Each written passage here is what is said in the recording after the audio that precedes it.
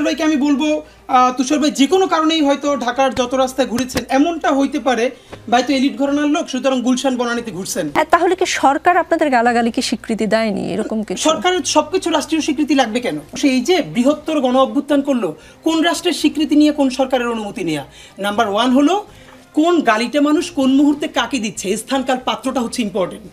একটা শিশুকে হেলিকপ্টার থেকে গুলি করে চোখ উপড়ে ফেলছে, আপনি কি তখন দাঁড়িয়ে রবীন্দ্রসঙ্গীত গাইবেন? আপনি জাতীয় সঙ্গীত গাইবেন?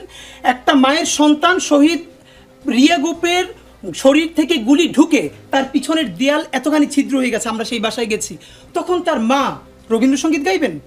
তৎসমবহুল একটি প্রতিবাদ করবেন? না তার যা জবান তিনি সেটা বলবেন? আমি দুইটা জিনিসের শুধু উত্তর দিতে চাই। আমি কখনো গুলশান বনানীতে থাকি নাই, আমি ধানমন্ডিতেও থাকি না, আমি কলাবাগানেও থাকি নাই। আমি থেকেছি, আমি জন্মেছি হচ্ছে পুরনো ঢাকায়, আর আমি থাকি হচ্ছে মিরপুরে গরুরহাটের কাছে গাবতলীতে।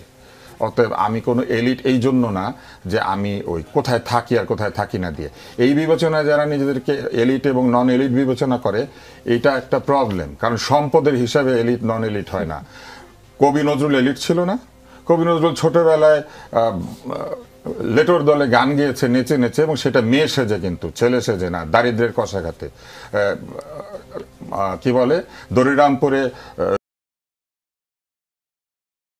যায় নাই ইয়েতে ব্রিটিশ সেনাবাহিনীর সাথে, তো তাতে কি হয়েছে? ব্রিটিশ সেনাবাহিনীতে যোগ দেওয়া তো কোনো অভিজাত হয় নাই। লালন অভিজাত ছিলেন না? যে লোক বলতে পারে, সব লোকে কয় লালন কি জাত সংসারে, যে জাত নিয়ে উত্তর দিতে পারে যে এই জাতপাত ঠিক না, লালন কি কম অভিজাত ছিলেন? এইটাকে আমাদেরকে বলতে হবে? আমাদের এখানে যে এত এত পল্লী গীতি আছে, এত এত সাধু বাউলদের সঙ্গীত আছে, এত এত কবিতা আছে, যে কবিতাগুলি ওই অর্থে কি বলে, যারা ধনী এরকম লোকেরা লেখেন নাই, বরং যারা মধ্যবিত্ত এবং দরিদ্র তারা লিখেছেন। এরা কি এলিট না? মানুষ এলিট হয়, অভিজাত হয় চিন্তায়, তার মানসিকতায়, তার ভাষায়, তার আচরণে। আমাদের রাসূলুল্লাহ সাল্লাল্লাহু আলাইহি ওয়াসাল্লামকে অনেক সম্পদের মালিক ছিলেন, তার সাহাবারা রাদিয়াল্লাহু তাআলা আনহু যারা, তারা কি অনেক সম্পদের মালিক ছিলেন? বরং যত সম্পদ দান করে দিয়েছেন তত অভিজাত হয়েছেন। এবং আপনি যত নিঃস্ব হতে পারবেন আপনি তত অভিজাত হবেন, এটা ইসলাম বলে। তাহলে অভিজাতর সাথে গুলশান বনানীতে থাকার কি সম্পর্ক? অভিজাতদের সাথে ওয়েস্টিনে উঠার নামার কি সম্পর্ক? পকেটে কত টাকা আছে এটার সঙ্গে অভিজাত হওয়ার কি সম্পর্ক? অভিজাত কোনো গালি না, অভিজাত একটা প্রশংসা।